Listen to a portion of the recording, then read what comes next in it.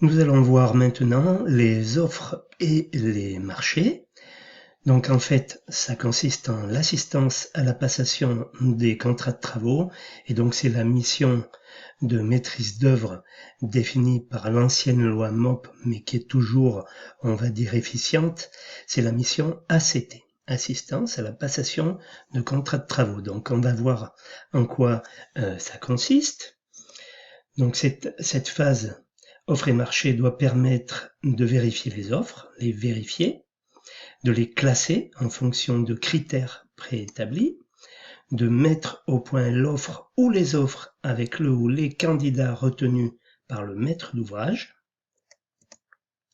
Le maître d'œuvre doit assister le maître d'ouvrage pour l'attribution du ou des marchés. Voilà, donc très important, votre rôle est là, dans l'assistance à maîtrise d'ouvrage aussi à ce niveau-là.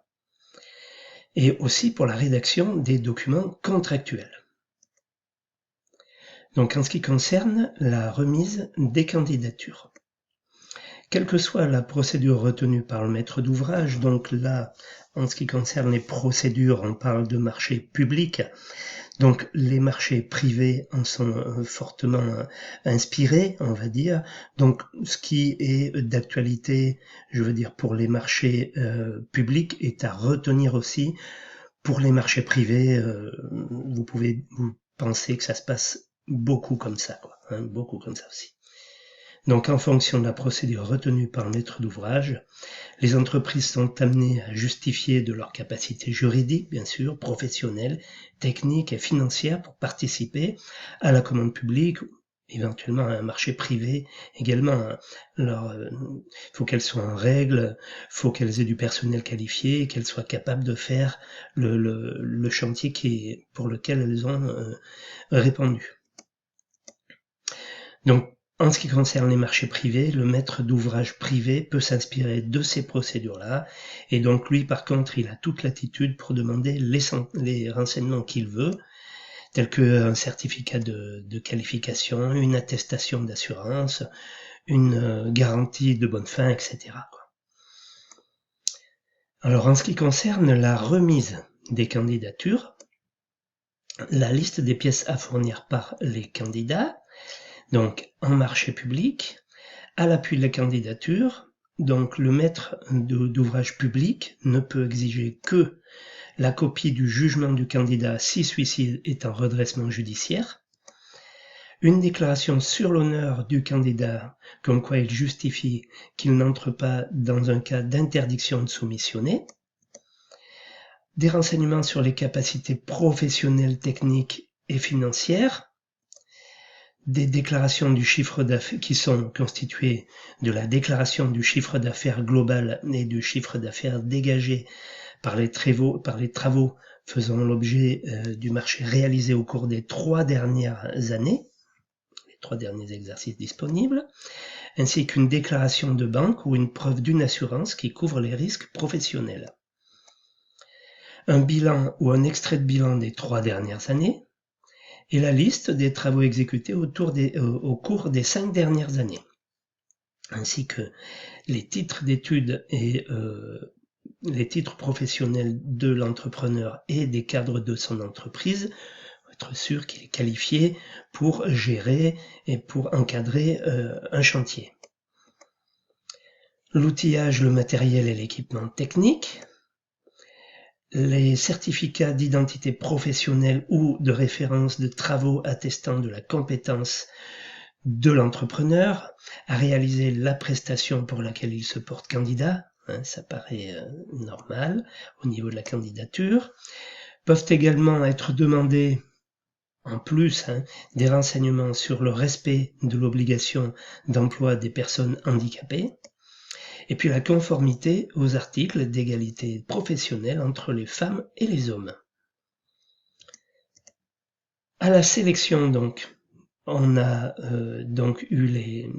reçu les candidatures. Lorsque les candidats sont sélectionnés, seul le candidat à qui il est envisagé d'attribuer le marché produira des pièces qui certifient qu'il respecte la législation du travail, des attestations et des certificats qui prouvent qu'il a satisfait à ses obligations fiscales, il a payé ses impôts et il a payé l'URSSAF, il est à jour, l'attestation d'assurance de responsabilité décennale quand il a une décennale vis-à-vis de ses travaux, quoi. Les documents qui seront utilisés à la candidature, c'est le DC1, c'est la lettre de candidature. Donc le formulaire DC1, il est renseigné et signé par le candidat individuel ou pour chaque membre du groupement quand il y a groupement. Donc ce document comporte l'identification complète du candidat ou des candidats, l'objet de la consultation et de la candidature, la nature éventuelle du groupement et le rôle du mandataire éventuel, l'ensemble des attestations sur l'honneur requises, l'habilitation du mandataire par ses co-traitants, l'identification des personnes physiques ayant capacité à engager la personne morale. Ensuite, à la candidature, on peut joindre ou le DC1 ou le DC2. Le DC2, c'est la déclaration du candidat individuel ou du membre individuel d'un groupement. Donc le DC2 est renseigné par le candidat individuel ou par chaque membre du groupement. Donc ce document, il comporte l'identification déjà de l'acheteur, l'identification du candidat, des renseignements relatifs à sa situation financière et aux capacités professionnelles et techniques du candidat, des informations sur les capacités d'autres opérateurs économiques dont il dispose, donc éventuellement des co-traitants. Au besoin, le formulaire DC2 est accompagné d'annexes, par exemple des documents plus détaillés sur les moyens et les références, une copie du certificat d'identité professionnelle, du certificat délivré par les organismes de qualification, ou de simples références de travaux, par exemple le RGE pour garant garant de l'environnement. Il peut y avoir aussi une copie des certificats des services chargés du contrôle de la qualité, par exemple des organismes certificateurs qui certifient la qualité et le label comme quoi tel entrepreneur ou telle entreprise sait faire tel ou tel travaux, travailler sur des bâtiments historiques, par exemple, ou des mesures d'organisation de la qualité mises en place par l'entreprise. Voilà. Donc à la sélection, il y a aussi la NOTI 1, qui est l'information au candidat retenu. Le formulaire NOTI 1 permet au maître d'ouvrage d'informer le candidat, auquel il est envisagé d'attribuer le marché, que son offre a été retenue. Il précise aussi les documents que le candidat doit fournir afin de prouver qu'il a satisfait à ses obligations fiscales et sociales. L'entreprise prendra la précaution de faire établir par ses maîtres d'ouvrage et ses maîtres d'œuvre des certificats de capacité ou des attestations de référence de ses travaux pour les utiliser lors d'appels d'offres ultérieurs. Un certificat de capacité, ça peut être demandé aussi. Donc voilà ce que j'allais vous dire pour la candidature.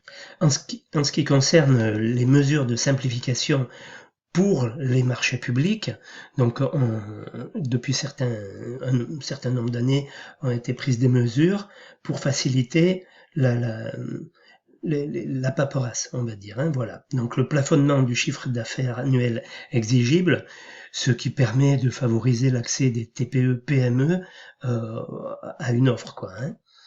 L'allègement du dossier de candidature. Les candidats ne sont pas tenus de fournir les documents et renseignements si ils ont déjà travaillé pour telle commune ou telle communauté de communes, par exemple. Le principe du dites-le nous en une seule fois, c'est un petit peu la même chose. Et il peut être demandé aussi le document unique du marché européen. Donc le DUM se présente sous la forme d'un document structuré d'échange de données qui simplifie la réponse des candidats. Voilà en ce qui concerne la candidature et tout ce qui concerne les candidats.